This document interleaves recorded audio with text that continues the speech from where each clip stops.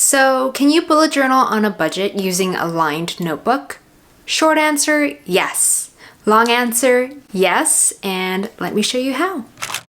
Hi everyone, welcome back to the channel. Thank you so much for clicking on this video. So a few weeks ago in a video, I asked if you wanted to see a cheap bullet journal setup, and here we are. In today's video, I'm here to share with you a cheap, simple, and minimalist bullet journal setup using a lined notebook. Despite what we often see online, bullet journaling can be done in a lined notebook, not just in a dotted one. And it can also be done inexpensively. In fact, I gave myself a budget when purchasing my supplies and my notebook, and I kept it all under 15 Canadian dollars. And all my supplies actually come from my local dollar store, so let me show you what I got. First up, I have a 250-page lined notebook that came at $1.50. Next, I have a pack of 5 1mm ballpoint pens, which I will be using for headers. This came at $4. After that, I got a pack of 12 0.5mm gel pens, which I will use for general text, and this came at $2.50. I got a pack of correction tape, and this came at $2. I also bought myself some double-sided tape, and this came at $1.25. You can totally use glue if you've got that. I just wanted to try out some double-sided tape. This is optional. You can buy yourself some crayons or some coloring pencils. These Crayola crayons came at $1.25. Or if you want, you could check out the Crayola washable super tips. They come at under $7, I believe. This would be a cheaper alternative than purchasing the zebra Mildliner markers. So excluding the crayons, because I have a feeling I won't be using them, this brings us to a total of $11.25. That is less than half the price of a typical Leuchtturm 1917 notebook. If you are just beginning and you are testing the bullet journal system out and you don't want to spend an extraordinary amount on supplies, or you can't currently afford the supplies you want, I highly encourage you just to do what I did, which is start with what you have. If not, you can go to your local dollar store, to your local Walmart, or your Target, or your Staples, and check out the supplies and go from there instead of going out of your way and purchasing all these fancy supplies, because I want you to feel comfortable in the system itself, because first and foremost, it's about the bullet journal system, it's about the process, it's not necessarily about the supplies and the tools you use. So yeah, without further ado, here's my setup. Hello! So I'm going to be joining you in the corner for this setup. So starting off with the first page of this notebook, we are going to do two things. First is the front cover page, and secondly is going to be the key. For the front cover page, you can just write, "This journal belongs to," insert your name. So this journal belongs to Claudia Kai. You can include your phone number, your email address, or your social media handles if you want to, or if you feel comfortable to. I'm gonna find the middle of this page. I believe there are 28 lines or spaces, so 28 divided by 2 is 14.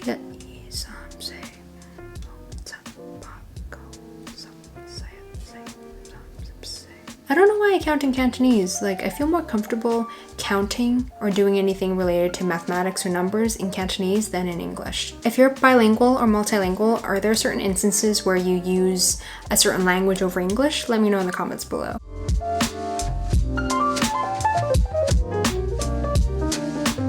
It's off center, but it's what happens, you know, when you first write in your new notebook. You're bound to make like a little mistake, a little error, but it's okay. It adds character. It is what it is. For the key, you can totally write it in the notebook itself, but if you're not confident in writing it right here, or you are still figuring out the key, you can definitely take a post-it note and then paste it right there, and then you can write your key, and then that way you can like take the post-it note and then move it to whatever page you're on, so you can always have the key with you. If not, you can go to the back of your notebook, tear a page out, write your key on that page, and then stick it on your notebook.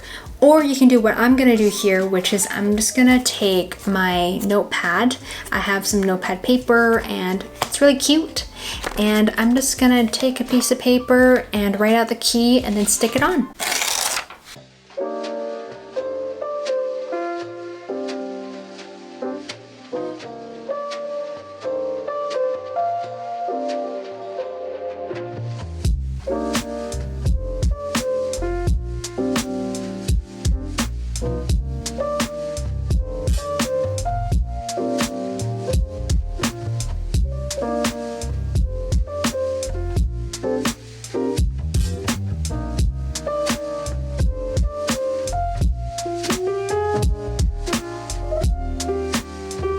My key is based off of Ryder Carroll's key, but it's not the exact same. I'm just gonna briefly go through what everything means here. So I draw a little circle or like a bullet for a task. Oh, I forgot to add one. There we go. Okay, so when I draw an arrow going to the right, it means I need to migrate that task for the next day. And if I draw an arrow going to the left, that means this task needs to be migrated to the future log. That's because I either don't know if I can get it done the next day or the next couple of days, so I might as well just migrate it back to the future log. If I X out a task, that means it's completed. If I just fully strike it out, that means it's canceled or it's irrelevant. A triangle means it's an event, a star is a priority, and then a dash is a note.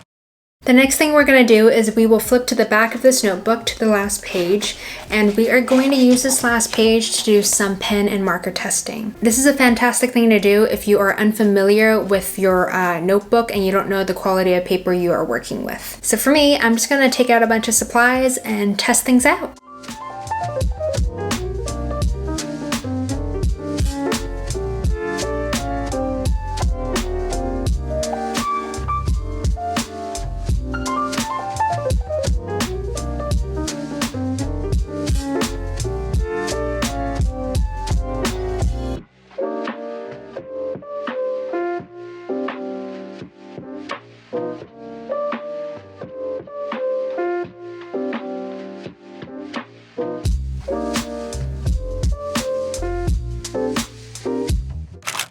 Now flipping back to the front, for the first spread, we are going to do an index. So an index is basically a table of contents. I never use this spread, but if you're someone who needs a table of contents, like a directory of where your spreads are in your notebook, and you are willing to number your pages, then definitely go ahead and make this spread. But if you don't want to do it and you don't find any need in using it, then don't do it. Just because someone else is doing it doesn't mean you have to make a spread yourself. I don't do it because I am too lazy to keep up with it table of contents, and I also use my bullet journal almost every day, so I have a pretty good feel for where my spreads are in my notebook. I will write index as my header and we will fill it in as we go. Just to be safe, I will give my index 2 pages.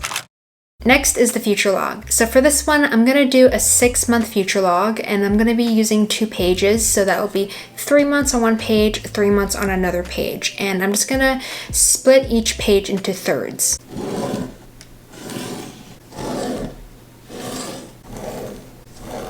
And for the header, I will just write out future log.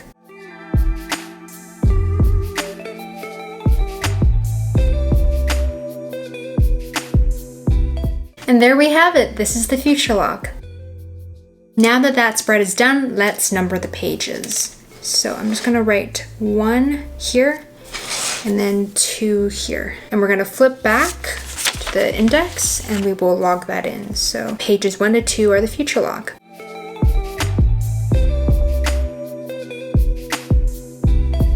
And here I am filling out the future log, so you have an idea of what it looks like when you put your events in.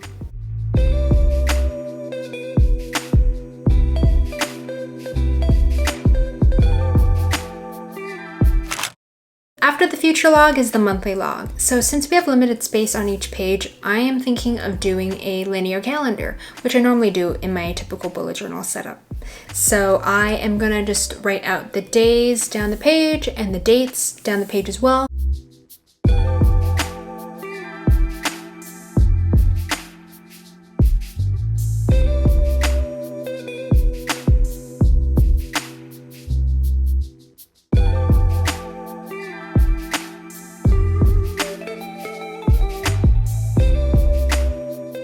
For this monthly log, I want to make it 2 pages. So what I'm going to do with the second page is I'm going to have 2 sections. I'm going to have one section for notes. This is where I can jot down any, thoughts that come to mind, any to-dos that are not time sensitive, that can go in the note section.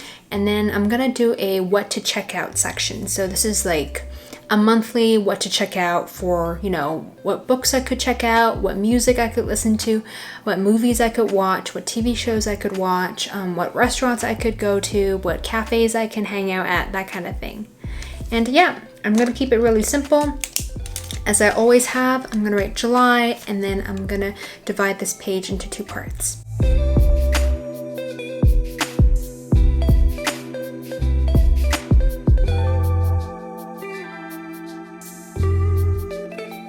And here is my monthly log.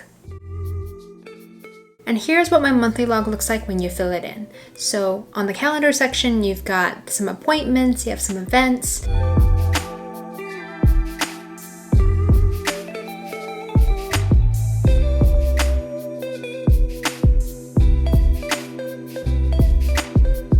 And for the notes section, I just wrote down anything that would possibly occur for that specific month. It's not time sensitive at all. I just know that it would need to be accomplished by the end of this month. And then for what to check out, I just wrote some things that I could check out.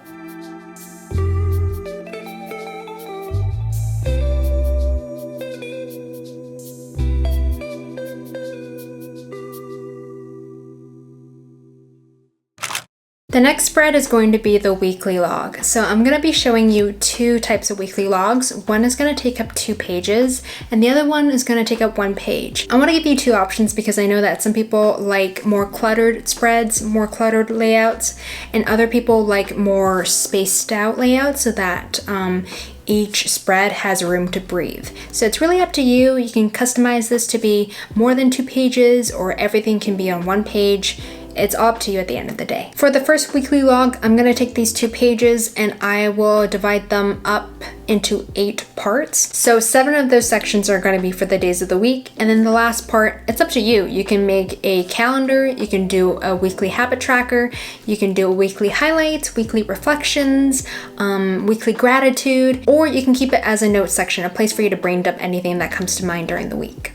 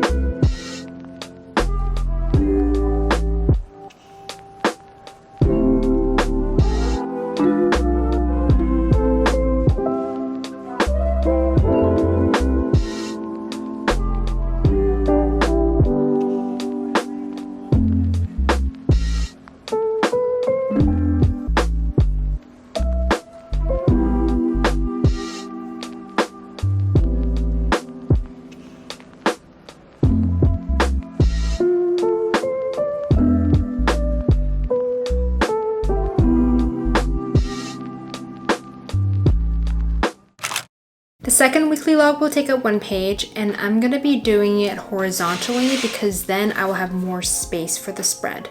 So I will be dividing the entire page into 7 parts for the 7 days of the week. And I will be making use of this little border, this header here, and this border header here as well. I will be using these both because I wanna show you that even though these lines may seem kind of distracting or useless when it comes to bullet journaling. So don't feel like you have to get one that doesn't have any grids or lines. You can be creative and you can make spreads work using what you've got.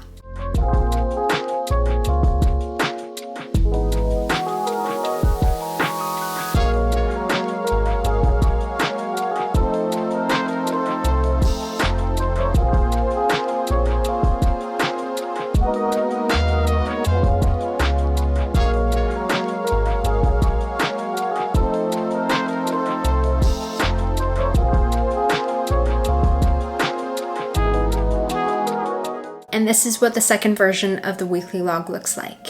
And here I am filling it in as usual, just so you can see what it looks like when it's all filled in.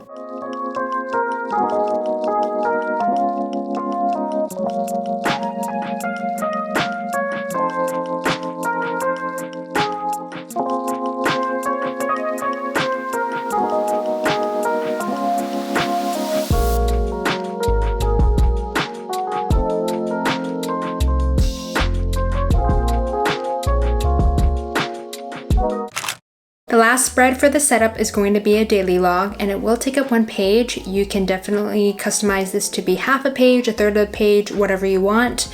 I'm going to show you my typical daily log setup, and I will fill it in so you have an understanding, as always, of how it would look like if you were to fill it in yourself.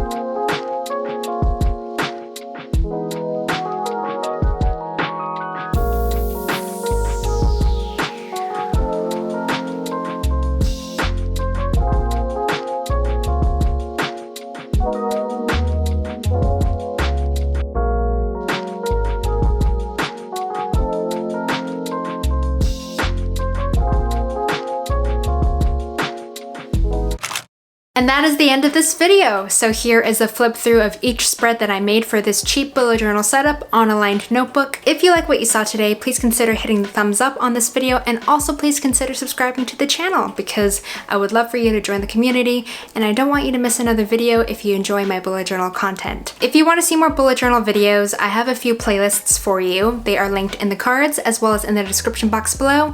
As always, thank you so much for watching. I appreciate your viewership and your support. Stay safe, stay healthy, take good care of yourself, and I will see you in the next one. Bye!